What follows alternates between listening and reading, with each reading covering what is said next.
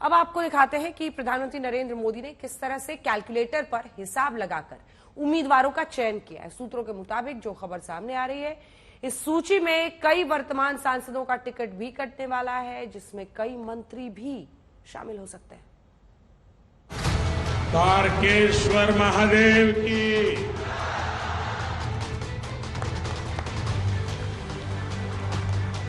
तारक बम बोल बम। अब की बार 412 स्लोगान दिलेन एरपरे এইবার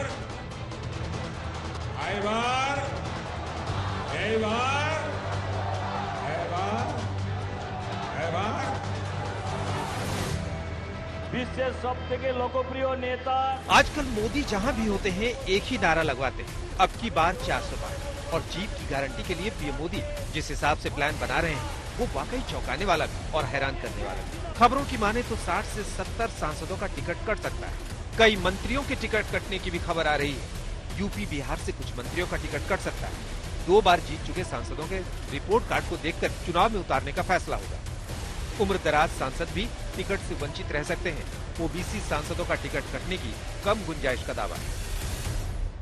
कांग्रेस के हमारे साथियों को आजकल इस पर बहुत चिंता जताते हैं कि सरकार में ओबीसी कितने लोग हैं, कितने पद पर कहां, उसके हिसाब किताब करते रहते हैं। लेकिन मैं हैरान हूं, उनको इतना सबसे बड़ा ओबीसी नजर नहीं आता है। यूपीए के समय एक एक्स्ट्रा कॉन्स्टिट्यूशनल बॉडी बनाई गई थी, जिसके सामने सरकार की कुछ नहीं चलती थी। नेशनल एडवाइजरी काउंसिल, जरा कोई निकाल करके देखे उसमें क्या कोई ओबीसी था क्या? चर्चा इस बात की भी है कि बीजेपी ने इस चुनाव में कई नए चेहरों पर दाव लगाने की तैयारी की। पार्टी की ओर से एक एक सीट का विश्लेषण हो रहा है। प्रत्याशियों के चयन के लिए कई लेयर पर काम हो रहा है। नमो ऐप पर जनता से सांसदों के बारे में फीडबैक लिया गया है। जनता से अपने अपने क्षेत्र में 3 सर्वाधिक लोकप्रिय बीजेपी नेताओं के नाम पूछे गए। पिछले 2 सालों से बीजेपी सांसदों से लगातार उनके काम के बारे में रिपोर्ट मांगी गई। सर्वेक्षण करने वाली एजेंसियों से हर संसदीय क्षेत्र की रिपोर्ट मांगी गई। बीजेपी शासित राज्यों में हर संसदीय क्षेत्र में मंत्रियों की ड्यूटी लगाई गई। मंत्रियों ने रिपोर्ट दी। इसके अलावा प्रदेश संगठन और आरएसएस से फीडबैक लिया गया। पीएम मोदी ने खुद लोकसभा के रण का मोर्चा संभाल रखा है और विरोधियों पर तीखे प्रहार के साथ चुनावी जंग का एजेंडा सेट कर रहे हैं। इंडी गठबंधन के बड़े बड़े नेता संदेश खाली पर आंख, कान, मुंह, गांधी जी को जो 3 बंदर थे ना, उन 3 बंदरों की तरह आंख, कान, नाक, मुंह सब ये बंद करके बैठे हैं। पटना, बेंगलुरु, मुंबई, न जाने कहां कहां ये साथ मिलकर बैठकें करते हैं।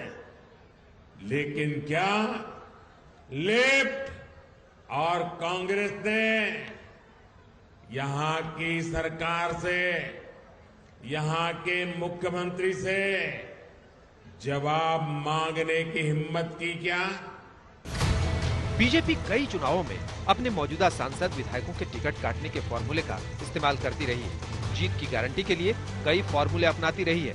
इस बार जीत की हैट्रिक के लिए कई फॉर्मूले और कई प्लान तैयार हैं, जिसकी झलक पाने के लिए हर किसी को बीजेपी उम्मीदवारों की पहली लिस्ट का इंतजार है। दिल्ली से हिमांशु मिश्रा के साथ आज तक।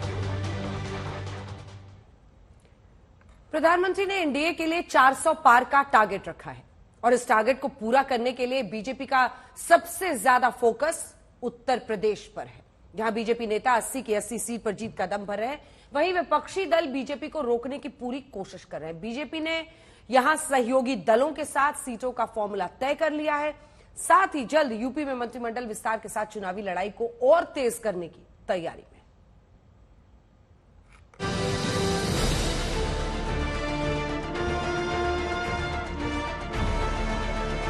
कांग्रेस के युवराज परिवार ने क्या कहा? वो कह रहे हैं और काशी की धरती पर आके कह रहे हैं काशी के नौजवान, यूपी के नौजवान नशेड़ी है। हिंदुस्तान में नफरत फैलाई गई है, जो भाई को भाई से लड़ाया गया है, जो भाई और भाई को डराया गया है, इसके खिलाफ हमें खड़ा होना है, मिलकर खड़ा होना है। कि जो भी वोट आप डालने जा रहे हो, बड़ी बड़ी बातों पे मत डालो, जो ऊपरी दिखावा है उस पे मत डालो।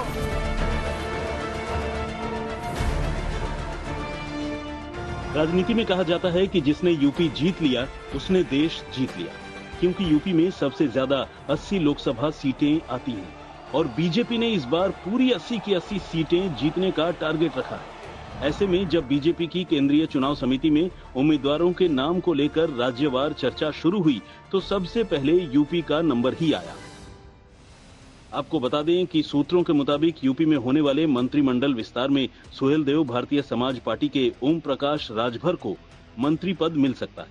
इसके साथ ही एसपी छोड़ बीजेपी में आए दारा सिंह चौहान और विधानसभा चुनाव में आजम खान को हराने वाले आकाश सक्सेना मंत्री बनाए जा सकते हैं। वहीं आरएलडी के राजपाल बालियान के साथ प्रदीप चौधरी या चंदन चौधरी को मंत्री बनाया जा सकता है। क्या मंत्रिमंडल विस्तार की कोई जानकारी अभी तक है? देखिए, जब चुनाव का बिगुल बजने के पहले, आचार संहिता लगने के पहले दिल्ली में भी विस्तार हुआ था पिछली बार और यूपी में भी विस्तार हुआ था, तो उस आधार पे ये हम लोग कहते हैं कि आचार संहिता लगने के पहले विस्तार हो सकता है, ऐसी चर्चा रहती है। लोकसभा चुनाव से पहले यूपी में होने वाला मंत्रिमंडल विस्तार अहम है, क्योंकि इसमें यूपी में सीट बंटवारे का फॉर्मूला भी छिपा हुआ है। जानकारी के मुताबिक यूपी में सहयोगी दलों को सीट देने पर फैसला हो चुका है। जानकारी के मुताबिक यूपी में बीजेपी ने सहयोगी दलों को 6 सीटें देने की रणनीति बनाई है, जिसमें आरएलडी और अपना दल को 2-2 सीटें दी जाएंगी। वहीं निषाद पार्टी और ओम प्रकाश राजभर की पार्टी के खाते में 1-1 सीट आएगी। सूत्रों के मुताबिक आरएलडी को बागपत और बिजनौर सीट दी जा सकती है, जबकि अपना दल के खाते में मिर्जापुर और रॉबर्ट्सगंज सीट आ सकती है। एसबीएसपी को घोसी, जबकि निषाद पार्टी को संत कबीर नगर सीट मिल सकती है। आपको बता दें कि यूपी में राज्यसभा चुनावों में खेला होने के बाद बीजेपी नई रणनीति तैयार करने में जुट गई है, क्योंकि सामने अखिलेश और कांग्रेस का गठबंधन है। 2019 में बीजेपी ने यूपी में 62 सीटें जीती थी। अब की बार पीएम मोदी बार बार कह रहे हैं एनडीए 400 पार और यूपी में सुपड़ा साफ। आज तक ब्यूरो।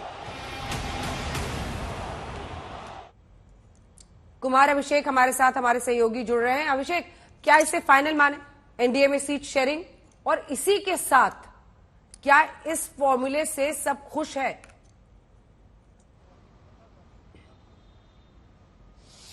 देखिए, निश्चित तौर पर अगर देखा जाए तो अनुप्रिया पटेल की पार्टी को पिछले बार भी 2 सीटें मिली थी और इस बार उनसे कम सीटें हैं विधायकों के लिहाज से देखा जाए तो आरएलडी को, लेकिन आरएलडी को 2 सीट और अनुप्रिया पटेल की जो ओम प्रकाश जो पार्टी है अपना दल एस, उसे भी 2 सीट, ऐसा फॉर्मूला बना हुआ है और माना जा रहा है कि ये फॉर्मूला सही है। और साथ साथ 1-1 सीटें निषाद पार्टी और साथ साथ ओम प्रकाश राजभर की पार्टी को, 74 सीटें बीजेपी और 6 सीटें उनके सहयोगियों को, यह फॉर्मूला लगभग तय माना जा रहा है। हालांकि आखिरी वक्त पर बदलाव से इनकार नहीं किया जा सकता, लेकिन आप देखें आज एक और चर्चा थी, वो थी कि आज आरएलडी फॉर्मली ज्वाइन कर लेगी एनडीए को, लेकिन इसमें भी कुछ वक्त लग रहा है।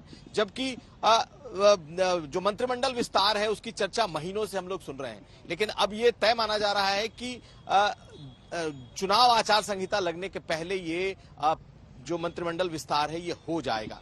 और जिन नामों की चर्चा हम लोगों ने अपनी रिपोर्ट में की, दरअसल इन नामों में कुछ सच्चाई भी है और ये निकल करके सामने भी आ रहे हैं। लेकिन कहते हैं ना कि इसकी जानकारी तो सिर्फ दिल्ली के शीर्ष नेताओं तक को होती है या उत्तर प्रदेश में जो शीर्षस्थ नेता हैं उन्हें, लेकिन कयास जो लग रहे हैं वो ठीक उसी ओर इशारा कर रहे हैं कि सीटों का भी बंटवारा लगभग हो चुका है और साथ साथ कैबिनेट विस्तार भी होने जा रहा है।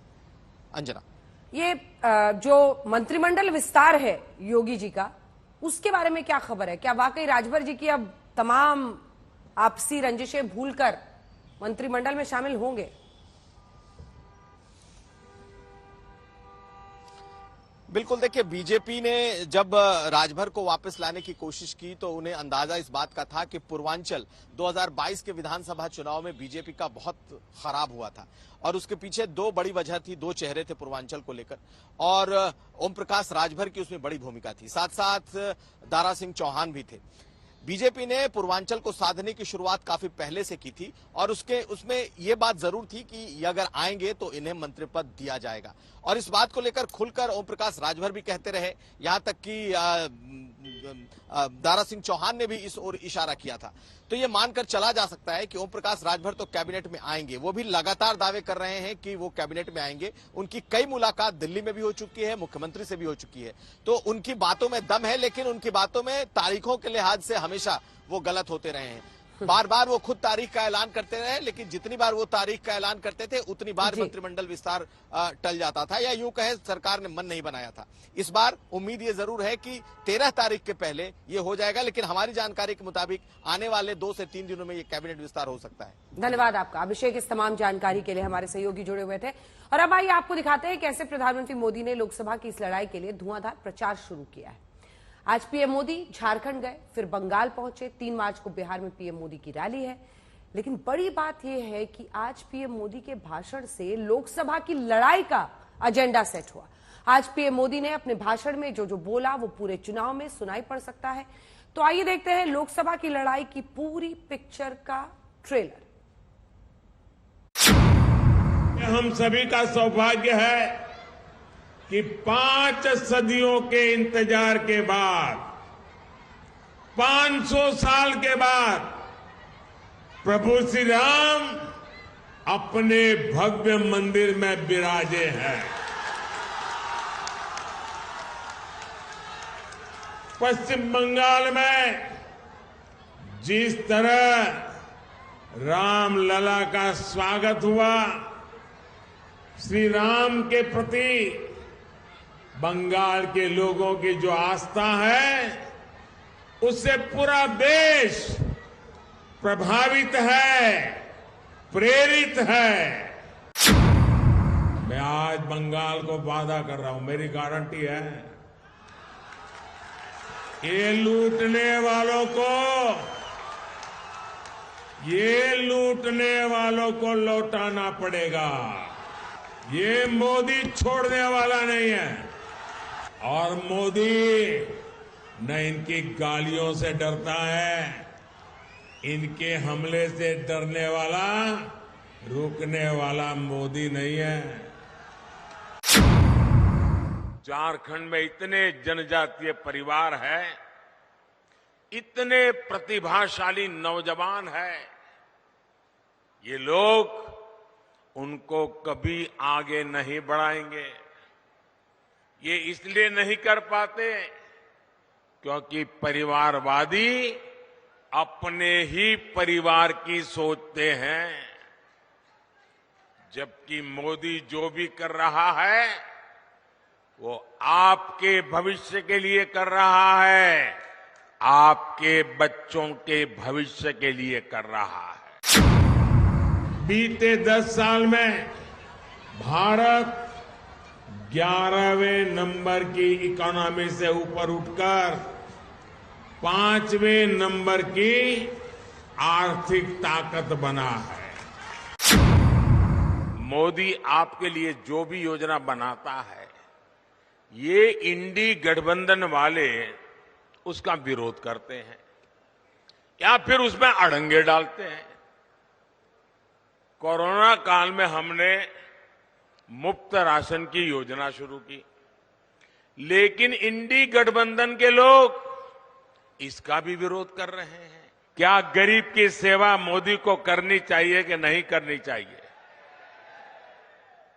ये इंडी गठबंधन वाले कितना ही दबाव बना ले, लेकिन ये मोदी न झुकने वाला है न हटने वाला है।